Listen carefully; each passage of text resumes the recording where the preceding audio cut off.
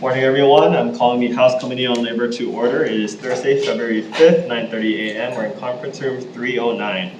Looks like we have a full house today. So again, I'll be reminding testifiers that we have a 2-minute timeline. If you are going over the time limit, I will remind you to wrap your testimony up. So I respectfully ask that you do so.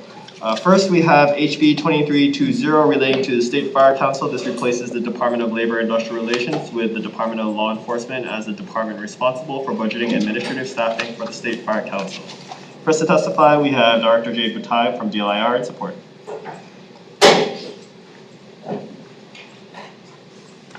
Good morning, Chair Sayama, Vice Chair Lee. I'm Jade Butai, Director of the Department of Labor and Industrial Relations. We stand on our testimony in strong support.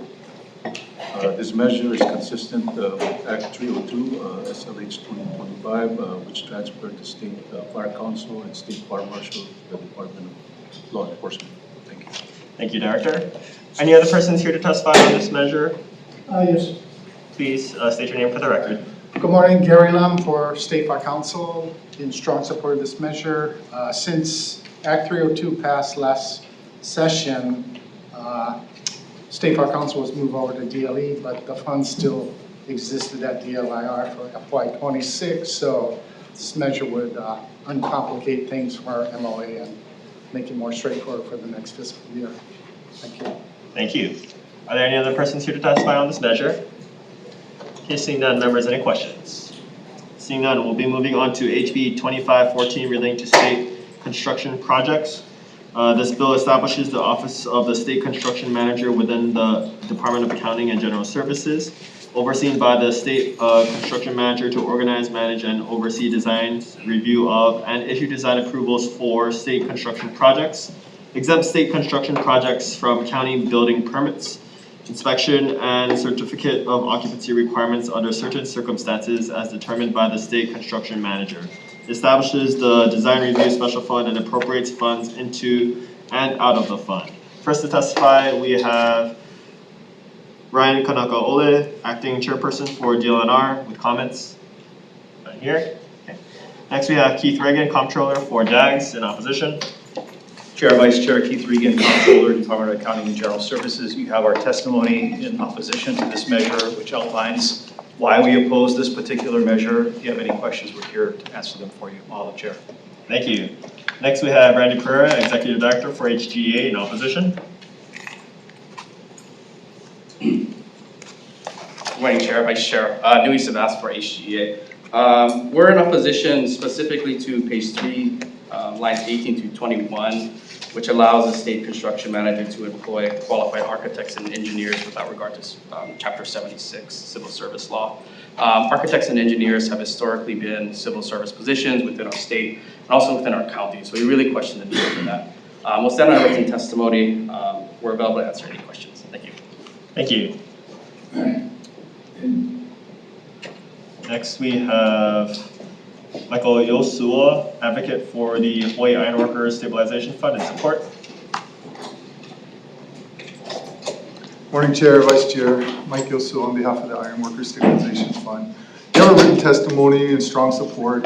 Just wanted to note that this bill is no way intended to demean or undercut the work that's been done at DAGS or any of the other departments. We feel like they're doing a fabulous job and they're moving things forward. This would just kind of provide an extra set of eyes or oversight to make sure that things don't fall through the cracks if project managers or others aren't able to keep up with all of the state projects statewide.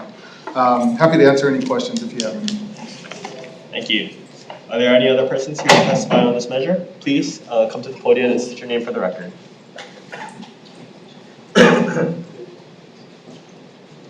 Good morning, Chair, Vice Chair. My name is Dwayne Bautista. I work for the Ironworkers Stabilization Fund. We strongly support House Bill 2514.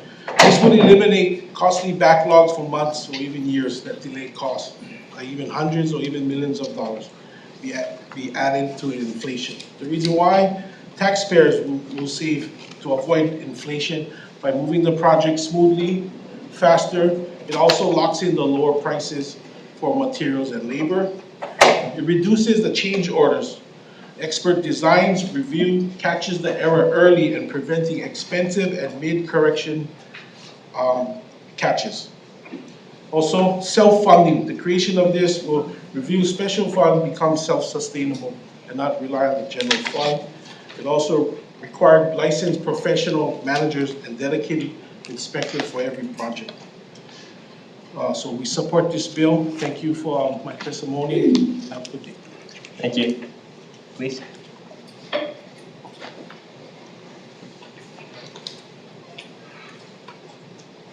Good morning, Chair, Vice Chair, and committee members. My name is Cliff LeBoy. I'm with the Iron Workers Stabilization Fund. I just want to clarify some things. We strongly support this bill.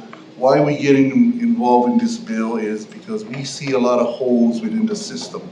We've come forward to the legislator many times with some of our other bills that we try to put together to help the families and the working men in the community, saving money on drugs and food and stuff like that. And we always get the same answer: where are we going to get the money from?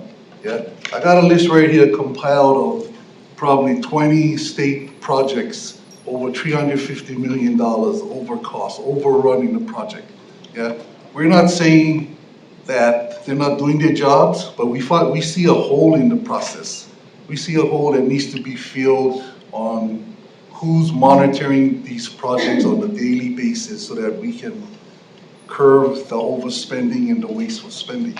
That's why we're here. That's why we're doing this. Yeah, we're just trying to help them out. We're just trying to find pieces so that later on, when we come back to the legislator to talk about really doing some good bills to help the working families and the kapunas and medicine and all of that stuff, we're going to stop hearing where we're going to get the money from. So just letting you guys know where we're coming from with this bill. Any questions, we'd be here to answer. Thank you. Thank you for your testimony. Next. Thank you, Chair Sayama, Vice Chair Lee, and Representative Capella. Thank you guys for your opportunity to testify. My name is Cody Sula, and along with the Iron Workers Stabilization Fund, I just want to reiterate some of the points that my colleagues made. The reason why we started looking at this area is mainly because we want to help working families, and one of the big issues that we see is lack of funding. Now we've been talking about the lack of funding, maybe possible federal federal funding cuts coming down on us. And really, we just want to get a handle on some of the taxpayers' money, because many of the people that we've talked to are members and other union members and just residents. When they ask questions about certain projects, they feel like they don't get the type of answers. You know, we're looking at projects that don't go over just a little bit. They're going over 20, 30, 40 million dollars. You know, state hospital, we got the convention center that just started up and it's over budget already. And we're not against construction, but when we can curb some of this wasteful spending, we can create a healthier construction industry. We can have, instead of one big project, we can have multiple projects coming up. And then those monies can go to construction, to fund critical services, and also to give back to the taxpayers that's been funding all of these. But that's where we come from, just a little bit more oversight to make sure that our tax dollars are being used responsibly. Thank you. Thank you. Any other persons here to testify on this measure? Seeing none. Members, any questions? Okay, actually, I have a question for Comptroller. Thank you for coming. I was hoping that you might be able to elaborate a little bit more on your position to oppose this bill. Clearly, there are some concerns regarding timelines and budgeting for certain construction projects on state properties. Can you just elaborate what BAG's role is on all this? Well, I mean, if you're referring to the measure that's before us today, we clearly indicated what our concerns are about that particular piece of legislation. Specifically, we're concerned about taking on the additional risk that's associated with being responsible for the ultimate design of these projects. Typically, that's placed on the consultants that we hire to be able to produce the plans, right, that are used as part of the design process of these particular construction projects. And transferring that risk to the state is a big concern of ours, as was explained in our testimony. In addition to that, We're also concerned about the number of people that we're going to have employed in this particular office, specifically because it's all state projects. It's not just DAG's projects. It's every department that has a project. So DOT has projects. We don't have experts in road building or bridge building or other types of facilities that are constructed by the DOT or other departments that have specialized construction projects. So we're going to have a very broad group of people that are going to be part of this particular section that would be developed. We also have concerns about reporting. I know that in this bill, it proposes that the governor would be the one to select the construction manager or whatever the position's titled. I'm sorry, I don't remember exactly what it's titled. But, and that person would then be reporting to the comptroller.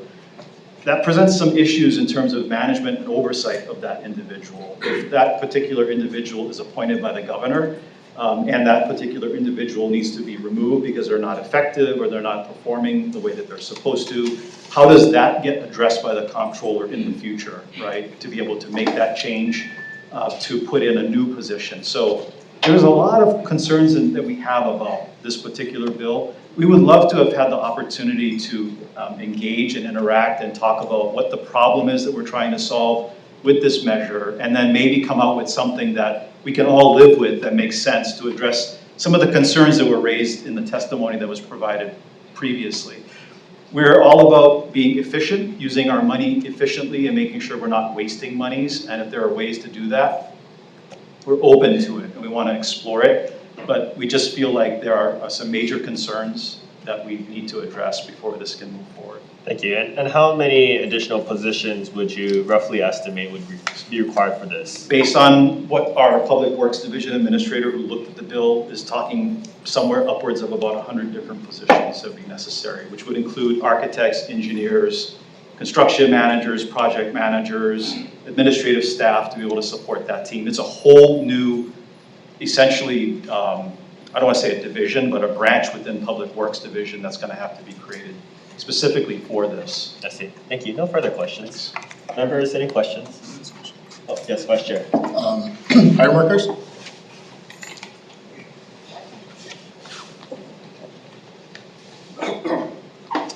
I appreciate the testimony. I heard from one of you that we're not saying that they're not doing their jobs, but it sounds like when we're talking about cracks and holes that you don't think it's good enough. And I hear him saying that we didn't talk to them earlier about this and going through this process. And if we're talking about 100 new workers at a new office, would it not make more sense to maybe work it out and maybe give them more positions? I'm just trying to justify the understanding of a whole new office and a whole new position. So the question, if it would be worth discussing a new. Yeah, just justifying, the measure itself. I mean, I think that mechanically there could be a lot of different options for that. I think the conversation about the holes that was mentioned, again, nothing against comptroller. I think he's done as good or better than any job that any other comptroller has done at kind of controlling waste and spending. But there clearly is amongst many departments some concern that there is some overspending and perhaps an additional set of eyes or additional, someone to assist in that oversight would be helpful. So I don't know the number of full-time employees it would take. That's the reason why we suggested for at this point looking to other architects and engineers and from the private sector and assisting. My understanding is it's very difficult to hire engineers and architects into state positions, but there's a number of local offices and companies that could provide that assistance to them at this point. And have you guys come to them with these concerns in the past and tried to work it out with them? Yeah, you know what, I admit we have not at this point. We've talked to other departments about this issue. But not them directly? Not Dexter. Okay, thank you. Members, any other questions? Okay, seeing none, we'll be moving on. HB 2255 relating to the Department of Attorney Generals. This permanently exempts specified positions of the AG's office and its administratively attached Hawaii Correction Systems Oversight Commission and Civil Service. Chapter 76 HRS, and for certain positions where the exemption from collective bargaining under Chapter 89 HRS may be unclear, to expressly provide exemption. Makes housekeeping amendments to sections 28-10.5 subsection B HRS. First to testify on this measure, we have Department of Attorney General's in support on Zoom, in person. Good morning, Chair Sayama, Vice Chair Lee, and members of the committee. My name is Matt Devanch, First Deputy Attorney General, testifying in strong support of this bill. The positions that we're asking to be made permanently exempt and excluded were all established as exempt excluded positions. They've been filled as such and continue to this day. And we're simply asking that they be made permanent by making the appropriate amendments to Chapter 76 and Chapter 8. Thank you, and available for any questions. Thank you. Next, we have Randy Pereira, Executive Director for HGA, in opposition.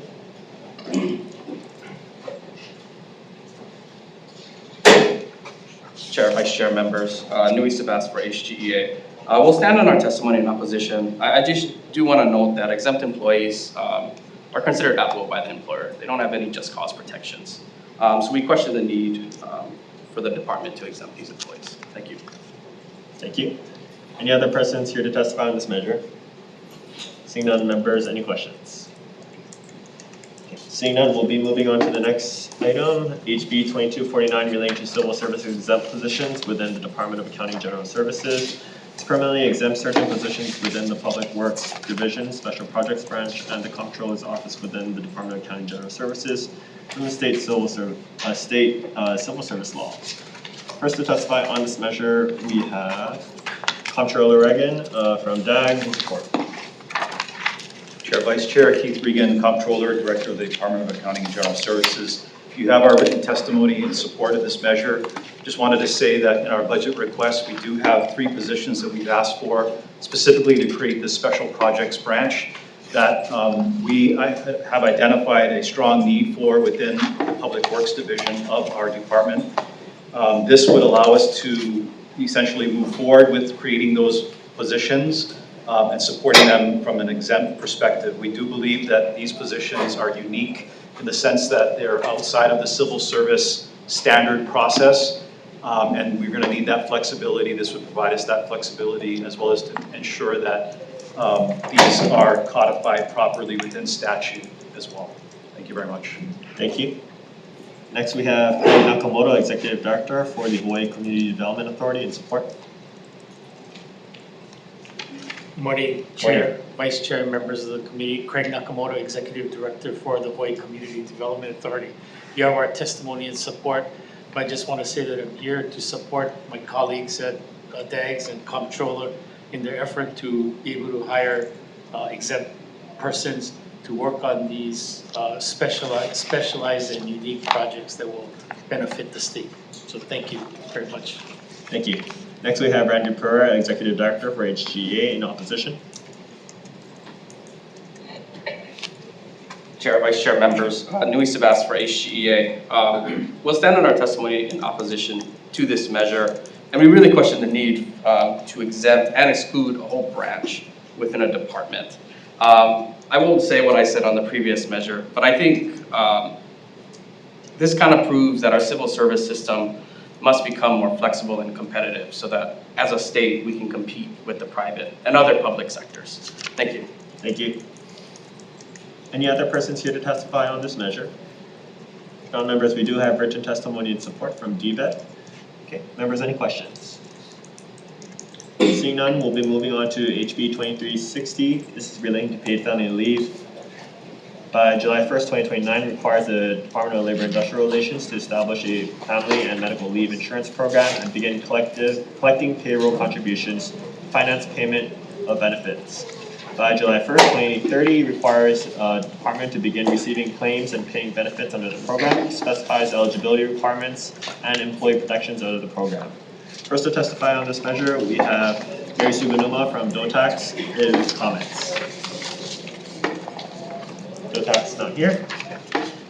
Next, we have Director Butai, DLIR, in opposition.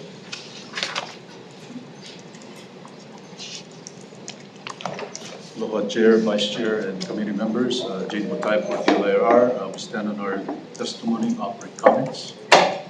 We support paid family and medical leave, but believe HB 2360 is premature. The legislature has already tasked us to, through SCR 145, with dedicated funding, with completing actuarial and legal analysis. The work is underway and moving forward, so thank you. Thank you, Director. Next, we have Director Hashimoto from DHERD in support.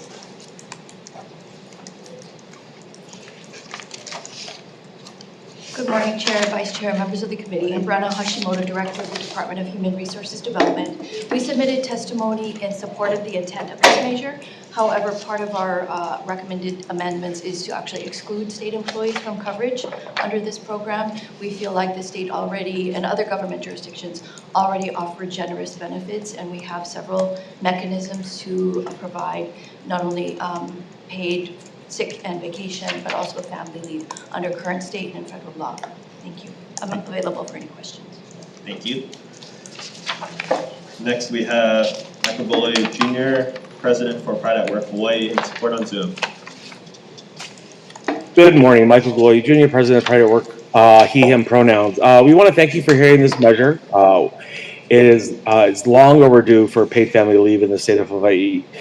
We love to tout our prepaid health care here in Hawaii, but it doesn't matter if you can't access it. If you can't, if your family can't access it and they need you. So yes, we definitely need this. I will say I am, again, yet disappointed but not surprised that the capitalists are against this bill. If they really cared about their workers, they would know, they would want to make sure that their workers' families were safe and secure, and that this bill and the security that this bill provide. If they're worried about their bottom line, they need to join us and start fighting for single payer health care. So we encourage you to pass this bill, ignore the capitalists, care about the people. Paid family leave is long overdue in the state of Hawaii. Mahalo. Thank you. Next, we have Kamakana Kaimaloa from UPW in support.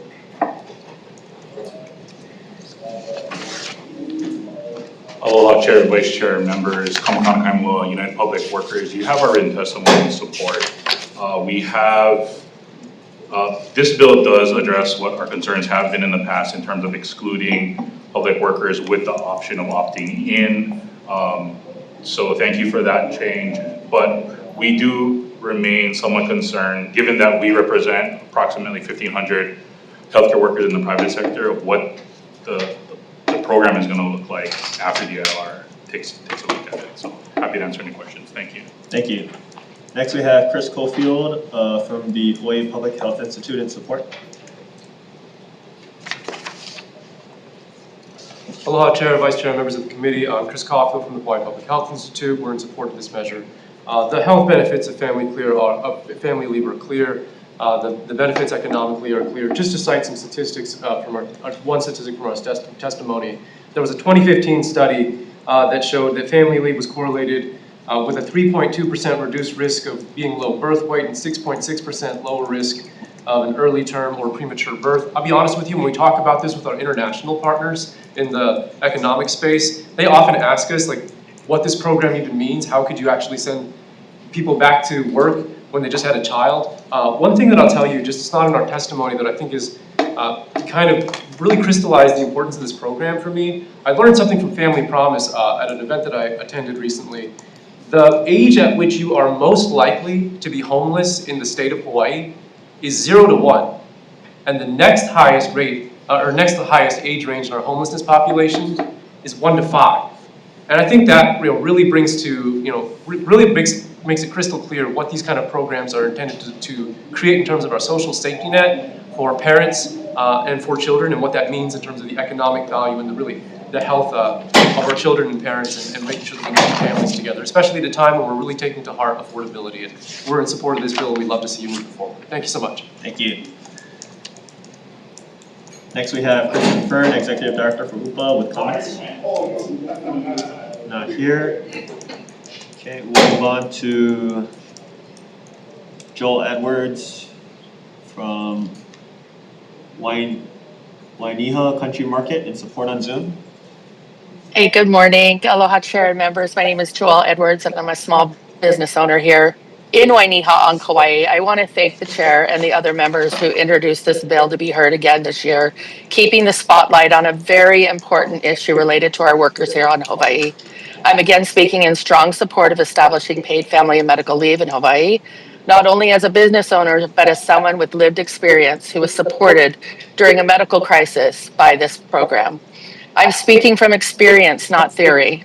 When my husband was just 39 years old, he contracted spinal meningitis. Overnight, our lives turned upside down. He was in and out of the ICU in the hospital for almost 6 months and completely unable to work. The fear was real, the caregiving demands were intense, and the financial pressure was constant on our family of 4. At that time, we lived in a state with paid family medical leave. That support mattered. It gave us stability when everything else felt uncertain, and it allowed us to focus on healing instead of financial collapse. From a business perspective, paid family medical leave is not just a worker benefit, it's a stability tool. It helps retain experienced employees, reduce costly turnover, and allows people to return to work healthier and more productive. From a small business, especially, losing even one trusted worker can cost far more than contributing to a shared statewide leave program. For employees without paid leave, a medical crisis doesn't just affect health, it immediately threatens housing, food security, and the permanent loss of trained workers for us. In Hawaii, we talk about ohana and kuleana, about taking care of one another and sharing responsibility. Paid family and medical leave reflects those values. It spreads risk, supports families during their hardest moments, and keeps workers connected to their jobs instead of forcing them out during a crisis. No family should face financial collapse because someone gets sick, and no small business should lose a good employee because our system lacks basic support. I urge you to move this forward. Mahalo for the opportunity again. Thank you. Next we have Josh Frost from ACLU Hawaii in support. Good morning, Chair, Vice Chair, committee members. My name is Josh Frost. I'm the policy advocate at the ACLU of Hawaii. We stand in strong support of this bill. You have my testimony, so I just wanted to highlight a couple things. We support the ongoing work that the working group is doing, but every year that we don't pass this, families are in peril, right? The workers and families who need this most are also the ones who are a paycheck away from houselessness. So it's good for employers, it's good for employees, it's good for the community, and we hope to see this legislation move. Thank you. Thank you. Next we have Kelly Lopez, State Director for AARP in support. Not here, we'll be moving on to Randy Pereira, Executive Director for HGEA in support.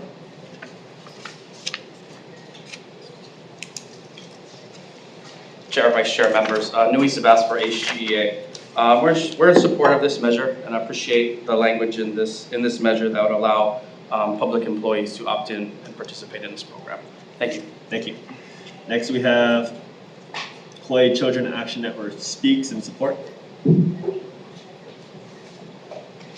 Aloha Chair Sayama, Vice Chair, and our respected committee. My name is Malia Suchia. I'm here on behalf of Hawaii Children's Action Network in strong support of this bill. You have my testimony. I want to add to that though, that we're supposed to be a state that's based on aloha and malama. We're supposed to care. We're supposed to take care of our families when they're in need, and we're failing on that. Chris addressed the homelessness issue. Other organizations have addressed the fact that when families are at their most critical moment, we're failing them.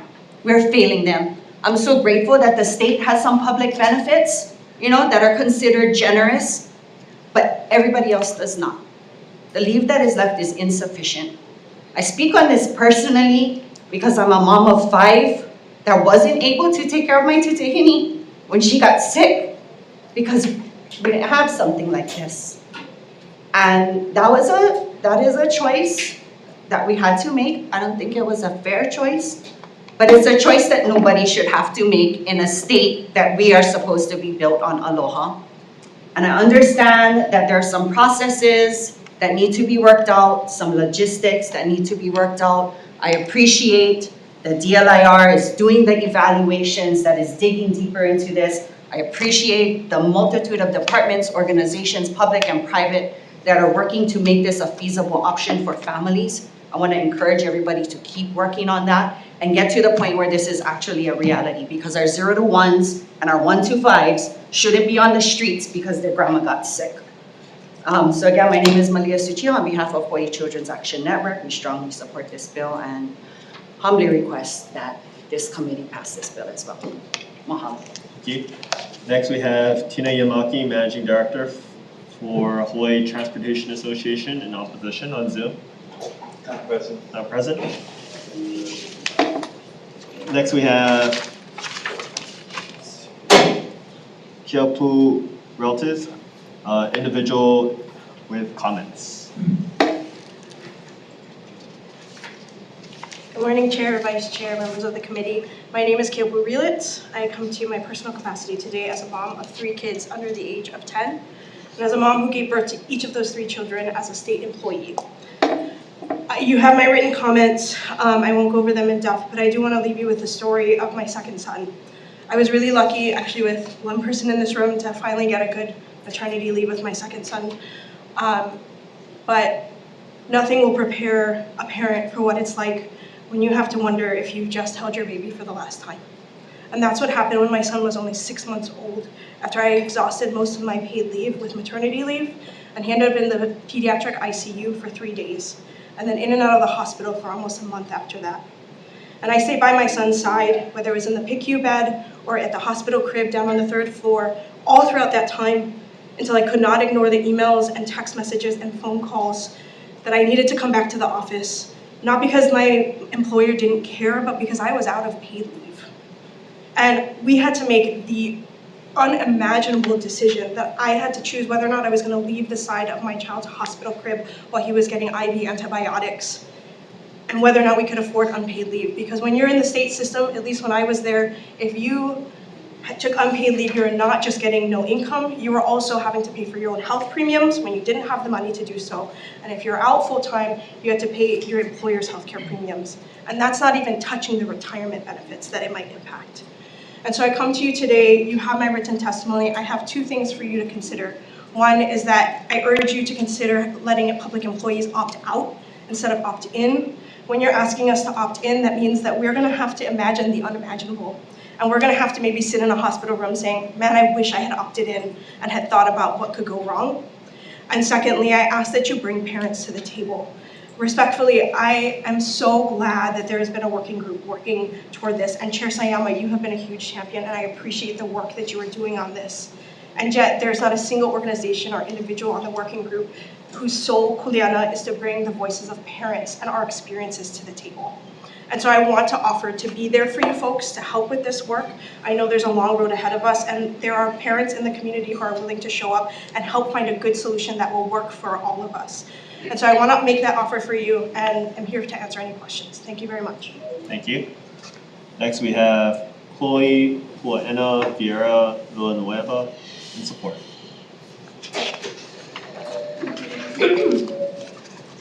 Aloha mai kākou, aloha Chair Sayama, Vice Chair Lee, and members of the board.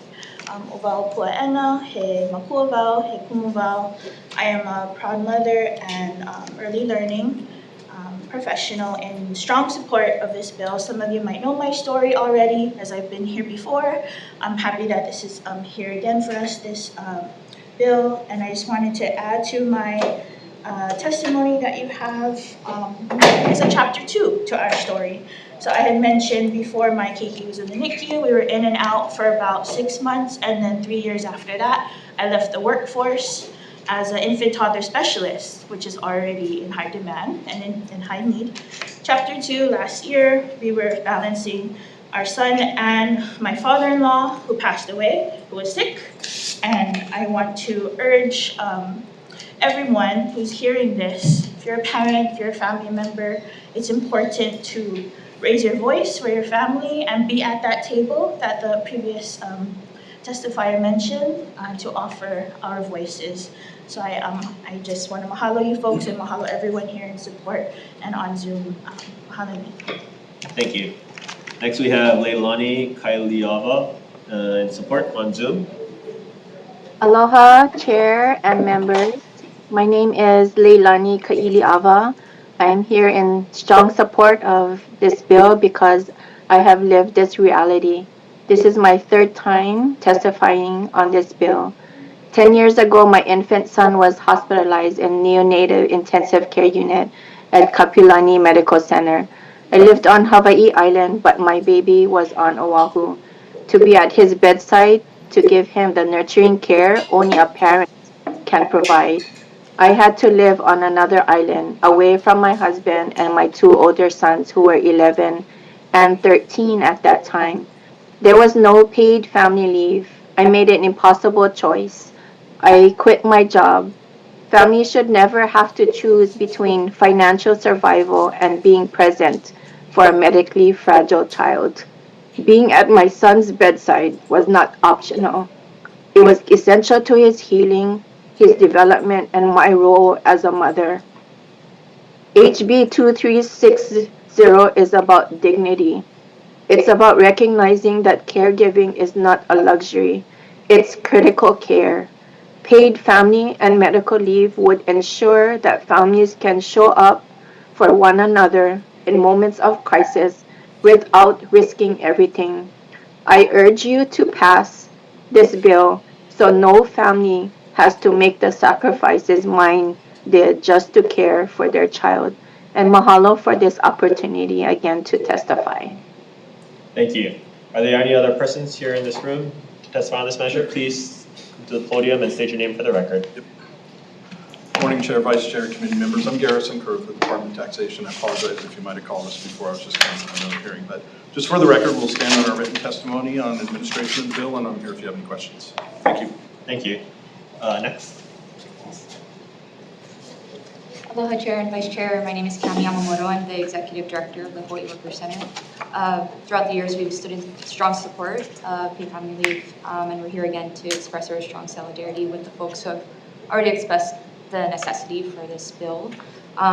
We know that paid family leave will not only benefit people economically, but all around, right?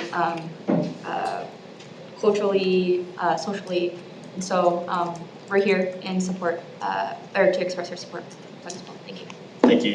Any other persons here to testify on this measure? On Zoom? Okay, seeing none. Members, any questions? Yeah, I do have a question for Keopu Mulitz.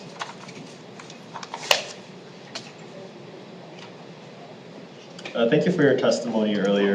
You mentioned, or you had a recommendation as for organizations specifically for parents to participate in the working group. Did you have a specific recommendation? There are a group of us parents who have been working together over the last few months. We're not formally, we have a name, but we're not formally formed, but we do have a group that has been organizing over the last few months that has been specifically about parents' voices, bringing parent voices to the advocacy, and our single issue right now is paid family leave, yes. Okay, thank you. Maybe we could discuss that after the hearing. Okay.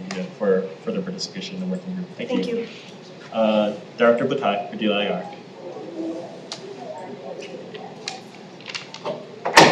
You noted in your testimony the legislature last year appropriated $750,000, I believe, for DLIR to conduct an actuarial and legal analysis for a paid family leave program in Hawaii.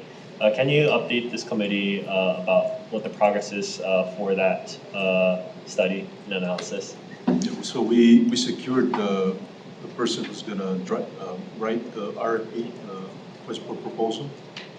And then, once the proposal is done and we publish it, then maybe give it a month and evaluate the bids.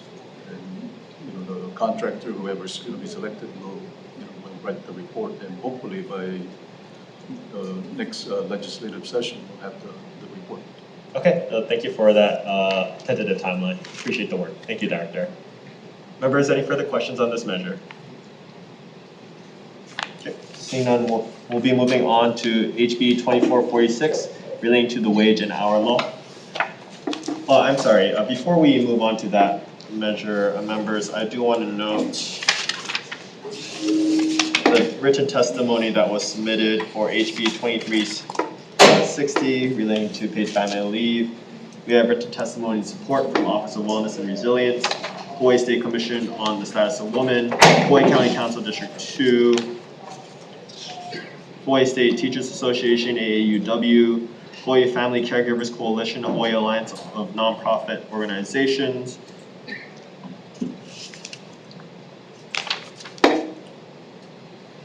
Chamber of Sustainable Commerce, also in support. For oppositions, we have SHRM Hawaii in opposition. We also have 23 individuals in support, 2 individuals in opposition. Okay. Thank you, members, for that. We'll now be moving on to HB 2446 relating to wage and hour law. This authorizes the Department of Labor and Industrial Relations to establish a community wage theft enforcement partnership program and enter into contracts or memorandums of agreement with community-based organizations to enhance outreach, referral, and recovery of stolen wages and appropriates funds. First to testify on this measure, we have Jade Batai, Director for DLIR, with comments. Thank you, Chair, Vice Chair, and committee members. Jake Mutai for DLAR. We stand on our testimony offering comments. We understand the concerns and we agree there is more work to do. However, we advocate continued dialogue rather than new rules or legislation. Thank you. Thank you. Next we have Daryl Asuncion, individual in support on Zoom. Not present. Not present, okay. Any persons here in this room here to testify on this measure? Please come to the podium.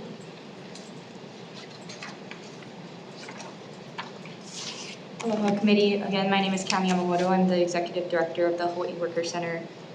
So at Hawaii Worker Center, we organize over 70% of workers in Hawaii that are not organized, though in the state of Hawaii we have the highest rate of unionized workers. Currently, the enforcement measure for the wage and hour law is through complaint-driven investigations and audits. But when we conduct our community education, Know Your Workers' Rights trainings, and we've done this training for over 500 workers in the past few years, workers are hearing about wage theft and other violations of workers' rights for the very first time. And almost immediately after, they self-identify as a victim of wage theft. However, there's a statute of limitations, right? So enacting this bill can really help to broaden and expand the current efforts of DLIR to reach more workers, and especially if this program is made mandatory and we can actually invest more resources and time into building this out. So while we primarily organize Kofa Micronesian workers and Filipino workers, we want to express our support for this bill because it'll support the workers of Hawaii as a whole. Local workers, migrant workers. So we really ask you to support this measure, and thank you for doing it. Thank you. Any other persons here to testify on this measure? Magandang umaga, aloha kakayaka. Good morning, everyone. Chair Sayama, Vice Chair Lee, Rep. Capella, and Rep. Oda. My name is Misty Pegram. I am a restaurant worker. I'm also a member of the Hawaii Worker Center, and I am here to support House Bill 2446, which aims to create a wage theft enforcement program in Hawaii. To give more context as to why I do support this bill, I've worked in food service since I moved here in Hawaii in 2019. And many cases, I'm not the only one, but I've been experienced having been told to clock out even when work is done. I've been worked straight, almost day-long shifts without a break. I've been paid lower than what I should have, and had I not noticed it on my paycheck, it would have gone unnoticed. And that is just like some experiences of what food service workers, of what Hawaii's workers experience on the regular. And without a very systematic way to educate, to raise awareness about this issue, a lot of issues will go unnoticed. And so I've known even folks who cannot even access their pay stubs, and so how are they supposed to even check if their wages are correct? Yeah, so these are but few of many examples, and as of right now, I also currently work at 2 restaurants, one of them being Max's of Manila, which folks may know experienced a large wage theft case a couple years ago, where they were able to receive over $300,000 in stolen wages. And my coworkers who are primarily Filipino immigrants, which are one of the most vulnerable communities alongside COFA migrants to workers' rights violations, their story is why I believe and support this bill. And if we're being frank, what was returned to them is only a small part of what was taken from them in the first place. And so I encourage all of our legislators here today to support the passage of this bill and to support and defend Hawaii's workers. Thank you. Thank you. Any other persons here to testify on this measure?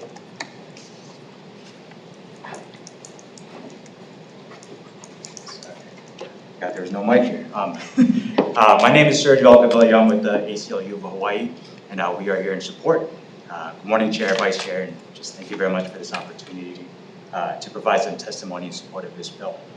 I just pulled out one of my favorite books, and just really quick, just want to share this quote. It says, "You are doing many things here in this struggle. You are demanding that the city will respect the dignity of labor. So often we overlook the work and the significance of those who are not in professional jobs, of those who are not so-called big jobs. But let me say to you tonight that whenever you are engaged in work that serves humanity and for the building of humanity, it has dignity and has worth. One day our society must come to see this, and one day our society will come to respect the sanitation worker if it is to survive, for the person who picks up our garbage in the final analysis is just as significant as the physician." So this is from Martin Luther King's book, All Dignity as Labor. Just a few weeks ago, we marched in Waikiki in celebration of Martin Luther King Day.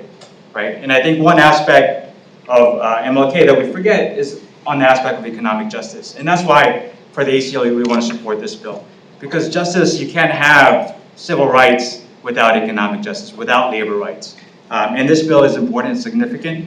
The person that cleans this building, our janitors, are just as important as the governor at the top on the 5th floor. The security guard that welcomes us in, if they're not getting paid wages that day, or if they have an issue with wage theft, who are they going to turn to? And I'm grateful, of course, for the Department of Labor for being here, but I want to say that this bill, and I appreciate the comments, it doesn't supplant that. It's meant to supplement that and to help those efforts. In this time that we're living in, this political climate, I'm worried for folks that are working the low-paying jobs.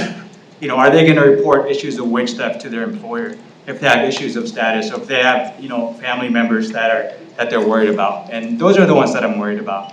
And it's important that we pass that. So thank you again for this opportunity, and I hope this bill can get out of this committee. Thank you. Thank you. Okay. Any other persons here to testify on this measure? Seeing none, members, we do have written testimony and support from the Hawaii Appleseed Center for Law and Economic Justice. Ryan Meto Organization in support, Hawaii Coalition for Immigration Rights also in support, and 11 individuals writing in support as well. Members, any questions on this measure? Okay, I have a question for Dr. Batai, DLIR. Thank you again. So in your written testimony, you note that the DLIR's Wage Standards Division currently provides educational outreach services to the general public relating to wage theft. This is also true, you noted, for the intake and certification branch, also assists workers with filling complaints about unpaid wages. Can you, describe a little bit more in detail what these outreach efforts look like in practice? So the intake, we have an intake certification and certification branch under Wage Standards Division. They conduct, outreach with the general public. They've met with some of the groups that Hawaii Worker Center and other community organizations. They do presentations and informational materials on laws enforced by us, the wage and hour laws, the payment of wages, prevailing wage requirements, and also child labor. Generally speaking, how often does the Wage Standards Division do this outreach? How many times a year? Four times a year. 4 times a year. And so this outreach, like you said, you mentioned coordinating with the Hawaii Worker Center. Is this doing presentations? Are you outreach like giving workers, employees, pamphlets or resources is to educate them about their rights and complaint systems? What does that look like?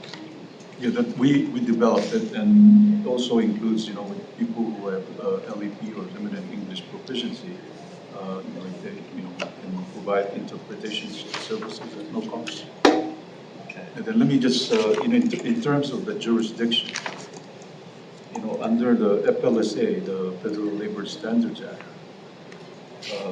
when any establishment that makes over $500,000 or more in gross annual sales, or they do any interstate commerce, that's under federal jurisdiction. And they've also interpret interstate commerce very broadly using computer, credit card processor, internet, phone or fax. And then the ones that we enforce are the ones that are below $500,000 in gross sales. So, and there's no, they don't do any interstate activity. So these are typically mom and pop restaurants, small convenience stores, or similar local establishments. So I mean, we have a MOU with the Fed, and so we cannot order them around or order businesses that are not under our jurisdiction. Okay. Is there anything that prevents DLIR from partnering with community organizations like the Hawaii Worker Center to do these kind of educational outreach programs? No, there's nothing that prevents us. I mean, that's why I said, advocate continued dialogue rather than passing a law. Okay, thank you. Yeah, no further questions from me. Members, any further questions? Okay, seeing none, we'll be moving on to HB 2116 relating to grants. This appropriates funds to the Office of Community Services of the Department of Labor and Industrial Relations to award grants for fiscal years 26-27 to nonprofit organizations that expand or create new opportunities for residents needing to meet new community engagement requirements to qualify for federal programs. Establishes an evaluation and selection committee to oversee the awarding of grants, requires an applicant for a grant to provide certain documentation on activities that qualify for community engagement hours to qualify for the grant. Appropriates funds for positions in OCS and for the Department of the Attorney General to assist OCS in reviewing contracts and monitoring costs. First to testify on this measure, we have Ray Domingo, Executive Director for OCS, in support. Nope.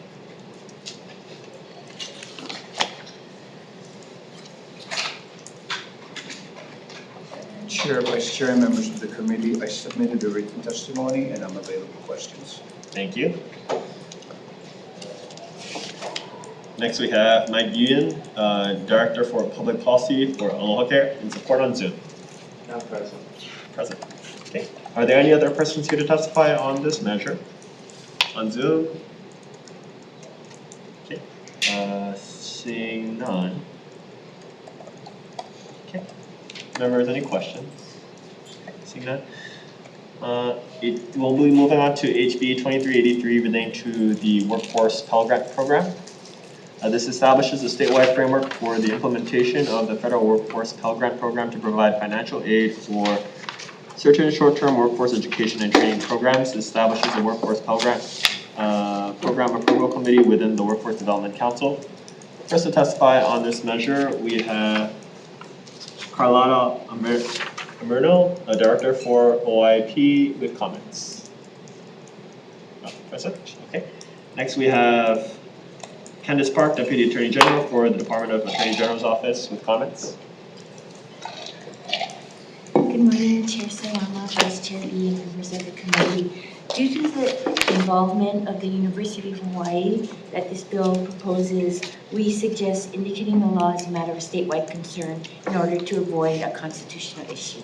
Available for questions. Thank you. Okay, thank you. Next we have Jade Patai, Director for DLIR with comments.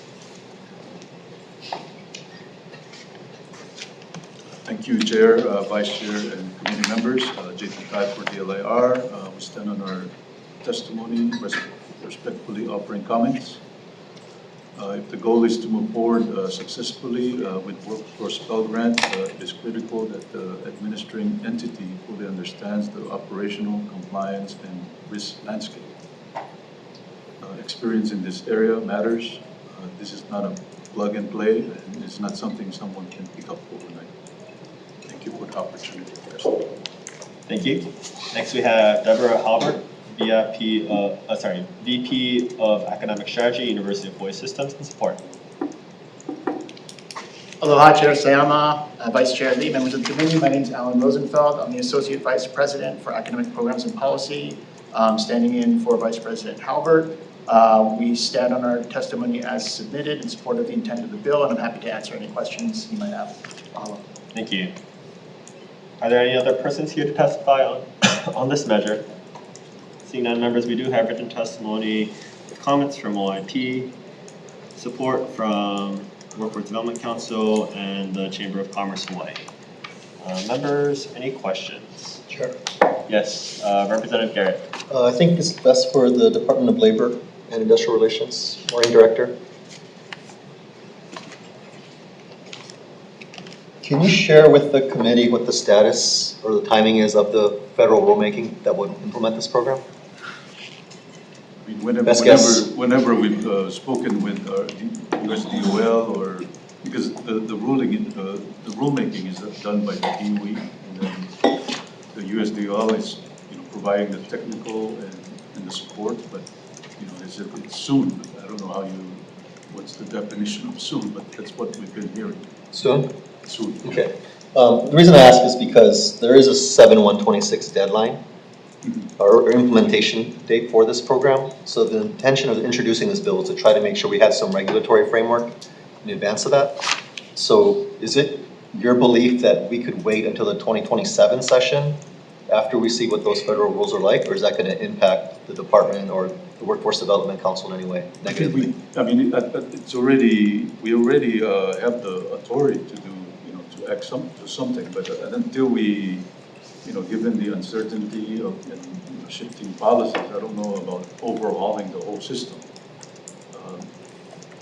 Because until we see what the guidelines is, I don't think we should make any concrete decision.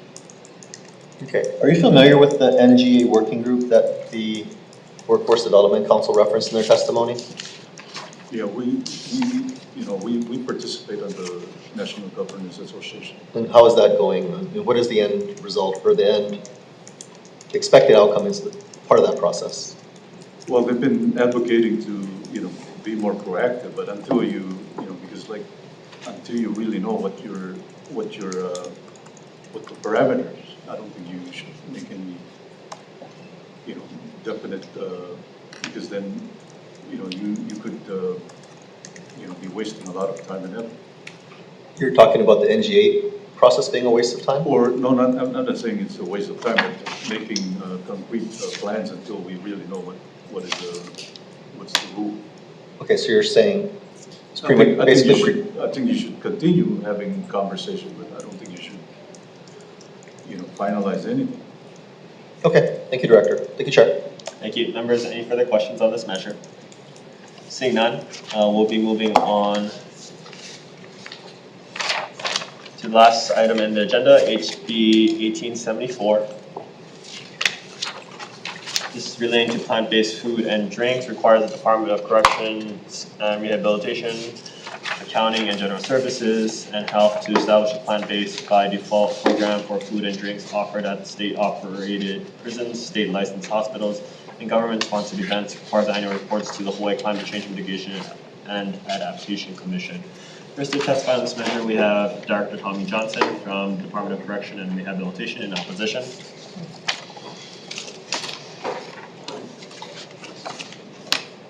Good morning, Chair Sayama, Vice Chair. Morning. Frank Young from Department of Corrections Rehabilitation. the Correctional Program Services Division Administrator. Standing in for Director Johnson, who apologizes for not being able to be here. You have our written testimony. The department stands on, our written testimony in opposition to the bill. We already have an opt-in program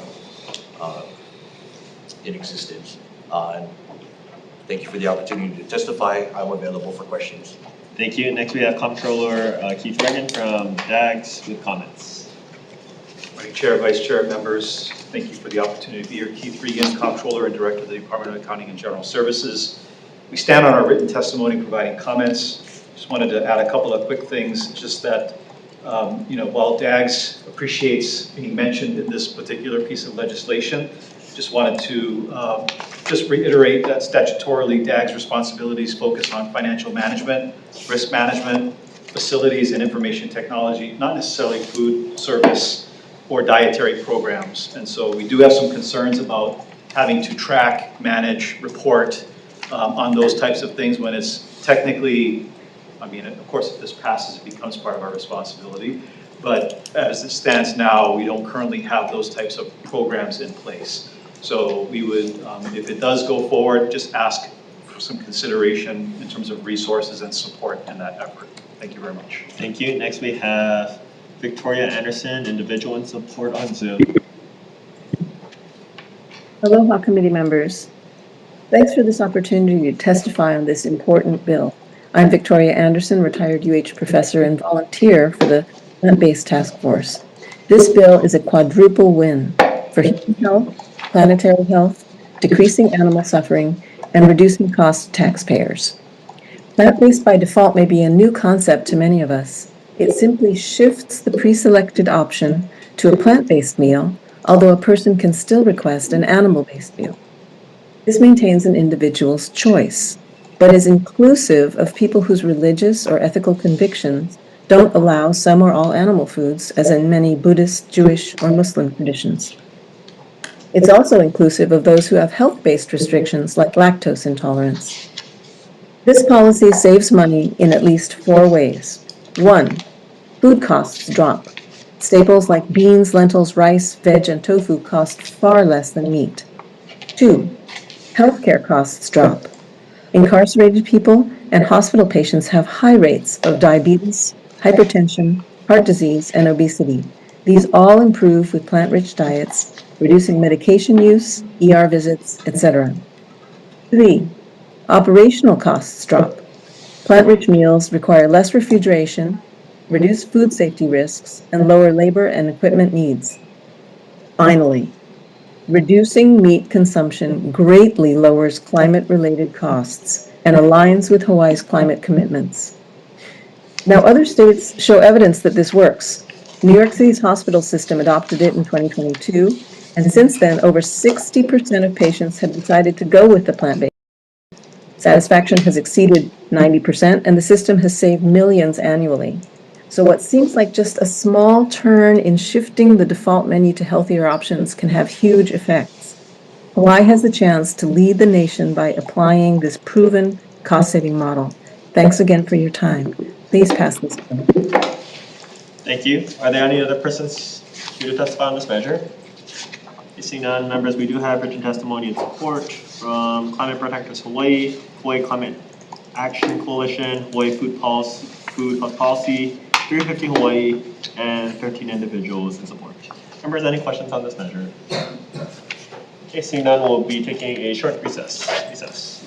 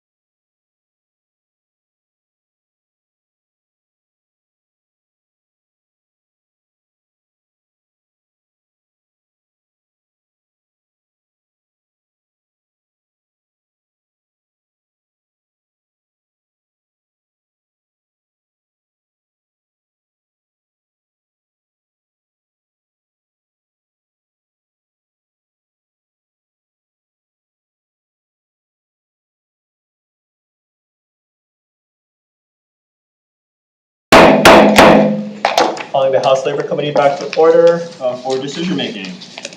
First, we have HB 2320 relating to the State Fire Council. We'll just be adding a effective date of July 1st, 3000, and passing this forward. Members, any comments? Seeing none, Vice Chair for the vote. Thank you, Chair. Voting on House Bill 2320. Chair's recommendation is to pass with amendments. Chair and Vice Chair vote aye. Representative Garrett? Aye. Representative Capella? Aye. Representative Kong? Aye. Representative Reyes-Oda? Aye. Thank you, Chair. Recommendation has been adopted. Thank you. Moving on to HB 2514 relating to state construction projects. While I do acknowledge the challenges relating to the delays in public projects and the subsequent overruns for the cost of these projects, I'm not too sure. I don't believe that this bill is the appropriate vehicle to address those concerns. I think rather than going and establishing an entire new bureaucratic division within DAGs, we should be addressing the problems in the respective CIP divisions within each department, as well as the permitting process within each counties, which I believe the House does have a working group, speed task force, trying to address those issues currently, so I will be deferring this measure. Next, we have HB 2255 relating to Department of Attorney General. My recommendation is to make technical amendments needed for clarity, consistency of style, defecting the date to July 1st, 3000. Members, any questions, any comments? Seeing none, Vice Chair for the vote. Thank you, Chair. Voting on House Bill 2255. Chair's recommendation is to pass with amendments. Are there any no votes? Votes with reservations? Thank you, Chair. Recommendation has been adopted. Thank you. Moving on to HB 2249 relating to civil service exempt positions within the Department of Accounting and General Services. We'll be pushing this forward with the effective date July 1st, 3000. I would like to note in the committee report for the Judiciary and Hawaiian Affairs Committee to confer with the Attorney Generals regarding concerns for the bill's title. We did get some concerns from our drafting agency for this particular measure. So with that, we'll be passing it forward with amendments. Vice Chair for the vote. Thank you, Chair. Voting on House Bill 2249. Chair's recommendation is to pass with amendments. No votes? Votes with reservation. Thank you, Chair. Recommendation has been adopted. Thank you. Next, we are moving to HB 2360 relating to paid family leave. First, I'd like to acknowledge all the great work that the stakeholders have been doing during the interim. I really appreciate their engagement on that. Also want to thank all the people who came to testify on this measure, acknowledging this is an incredibly personal issue for the state of Hawaii and for all the working families. I do also want to acknowledge that DLIR currently has an actuarial and legal analysis study underway. So we will be waiting on that, the conclusion of that analysis as we move forward this session and for the next. For now, though, I would like to pass this measure forward with a number of amendments. We'll adopt amendments offered by DOTAX in their written testimony. We'll also amend the bill to restructure the proposed PFL program to exist in tandem with TDI, temporary disability insurance, rather than absorb it. We'll also make technical amendments needed for clarity, consistency, and style, and insert a defective date of July 1st, 3000. Members, any comments on this measure? Seeing none, Vice Chair for the vote. Thank you, Chair. Voting on House Bill 2360. Chair's recommendation is to pass with amendments. Are there any no votes? Or votes with reservation? Yes, Kong. Reservations. Representative Kong with reservations? Thank you, Chair. Recommendation has been adopted. Thank you. Moving on to HB 2116 relating to, HB 2446 relating to wage and hour law. We'll continue to push this measure forward to keep a conversation going between DLIR and the respective nonprofits and community organizations. I did take a look at the Wage Standards Division's website relating to wage theft and other resources, and found it to be a little lacking, and hope that DLIR could continue their partnership with various community organizations and improve the systems that they have in place for employees to report certain violations of employee wage theft. For this bill, we'll just insert defective date of July 1st, 3000, and pass it forward. Members, any comments? Seeing none, Vice Chair for the vote. Thank you, Chair. Voting on House Bill 2446. Chair's recommendation is to pass with amendments. Are there any no votes? Reservations? Thank you, Chair. Recommendation's been adopted. Thank you. Moving on to HB 2116 relating to grants. We'll be adopting amendments proposed by the Office of Community Services to extend this program from 1 to 2 years. We'll add technical amendments needed for clarity, consistency, and style, and insert effective date of July 1st, 3000. Members, any comments? Seeing none, Vice Chair for the vote. Thank you, Chair. Voting on House Bill 2116. Chair's recommendation is to pass with amendments. Any no votes? Any reservations? Thank you, Chair. Recommendation's been adopted. Thank you. Moving on to HB 2383 relating to Workforce Pell Grant Program. For this, as was noted in the testimony, the federal administration is yet to complete its rulemaking process. So I would like to encourage WDC, UH, and other stakeholders to deliberate on an administrative structure to draw down these federal funds from the Workforce Pell Grant Program. So I would like to continue to push this measure forward, adding amendments. First, we'll add OIP recommended amendments to ensure protection regarding confidentiality. We'll also add 8 Attorney General's amendments to add a statement identifying this bill as a law of statewide concern. We'll add amendments to the bill to broaden the scope of the program to include non-UH entities to qualify for participation. This removes reference of University of Hawaii systems on page 2, lines 13, page 5, lines 3, page 10, lines 10, 11, and 15, page 11, lines 3 and 14. We'll remove the phrase "at least" from the definition of in-demand industry sector or occupation. And going back to the previous amendment relating to broadening the scope, removing the term University of Hawaii. Where it's appropriate, we'll also be replacing the reference to University of Hawaii with participating institutions. We'll include the president of the Hawaii Pacific University and Chaminade University or president's designee in the approval committee. We'll add technical amendments needed for clarity, consistency, and style, and insert effective date July 1st, 3000. Members, any comments? Seeing none, Vice Chair for the vote. Thank you, Chair. Voting on House Bill 2383. Recommendation is to pass with amendments. Any no votes? Votes with observation. Thank you, Chair. Recommendation has been adopted. Thank you. Finally, HB 1874 relating to plant-based food and drinks.